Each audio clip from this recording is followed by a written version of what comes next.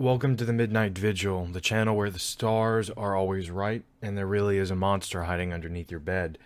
This is another episode of the Daily Scream, and this is my final video in my coverage of E3. So day 3 was fine. Sony had the best announcement as far as horror-related gaming is concerned.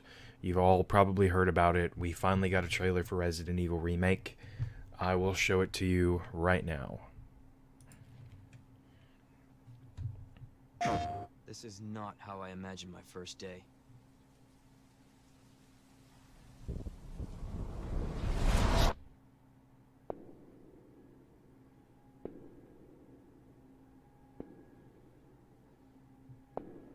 Due to the citywide outbreak, you are advised to take shelter at the Raccoon City Police Station.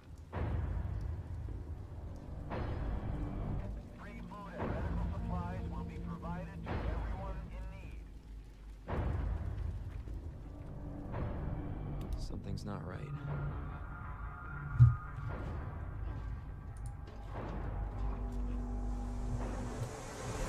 Stay back, sir. I got this. What the?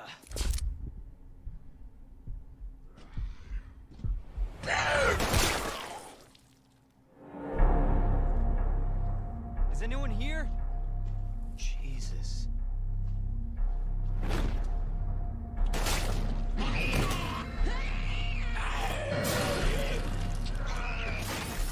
They're everywhere.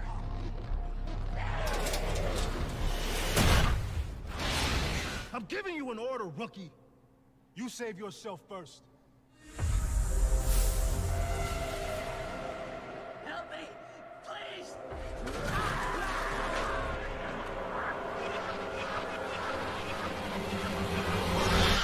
What in God's name?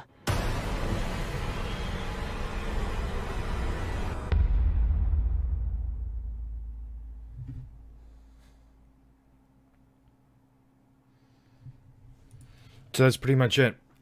We've been hearing about this game for a long time. This feels like it's been a long time coming. It feels like Capcom took their time with this game. I'm really excited that it's going to be coming out in just a couple of months. But of course, it's releasing at the end of January, which, by my count, has, like, in that month period from the end of January to the beginning of March, a whole bunch of major games are coming out. So it's just interesting that we're getting another AAA big game that a lot of people are looking forward to. You know, that release window is looking like it's going to be, like the next October release window where all of the big games come out. You have Kingdom Hearts 3, Crackdown, Days Gone, Anthem, Resident Evil. The Division is in the middle of March. Ubisoft announced that driving game Trials, 6 games at least, and no offense to Ubisoft, but with the exception of their game, those are all big games if you take that one out. What's interesting is that Capcom are saying that this isn't going to be the Resident Evil you grew up with. It's going to be kind of remixed. They're going to have some new, like, the item placement is different. The enemies are not going to appear in the same way. So if you've been playing the last one for the past 20 years, you're going to find something new here, which to me is pretty exciting. I liked when a couple of years ago on the GameCube, when Nintendo re-released the Zelda games on disc, all of them on one disc, you could play what was called the Ocarina of Time Master Quest, which remixed all of the dungeons and remixed all the items and changed the enemy placement. And it really, really helped me enjoy the game in a new way, because you're just so used to the way the original is, you kind of take it for granted. You can almost speed run your way through it without paying attention. The lighting in this looks incredible. Capcom have been talking up the gore effects for how these zombies are going to just look incredible. And I really believe them. These might be the best looking zombies I've ever seen in a video game. The gore is just incredible. The detailed musculature, the viscera, the violence. This is everything that I wanted from a Resident Evil game. And of course, it's going to have the over-the-shoulder combat from 4, 5, and 6. But the camera in this one looks a lot closer.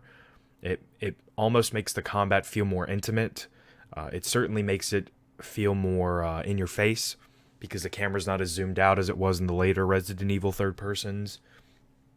They're using the engine from 7. 7's a great game, and it looked great. So obviously you can see how that's carried over here. I still have a couple of questions.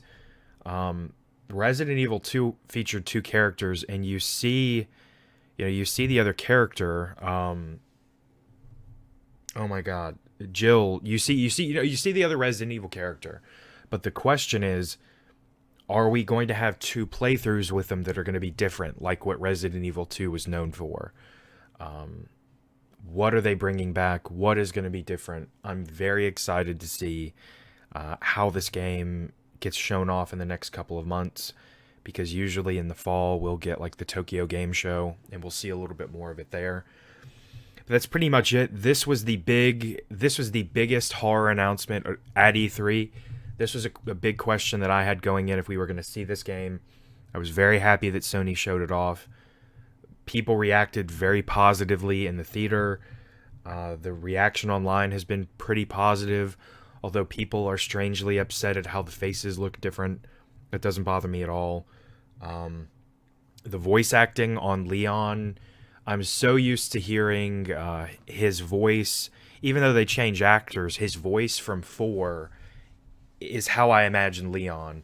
So I don't really... It doesn't bother me that he has a different voice actor, or he sounds different, since this is the beginning of his story. This is his first encounter with the biological horror that is Resident Evil. So he looks so young, he sounds so young, I don't have a problem with it at all. But that's pretty much it, guys. If you like the video, feel free to subscribe, and if you have a Twitter account, you can follow me at Midnight Vigil. I will see you guys next time.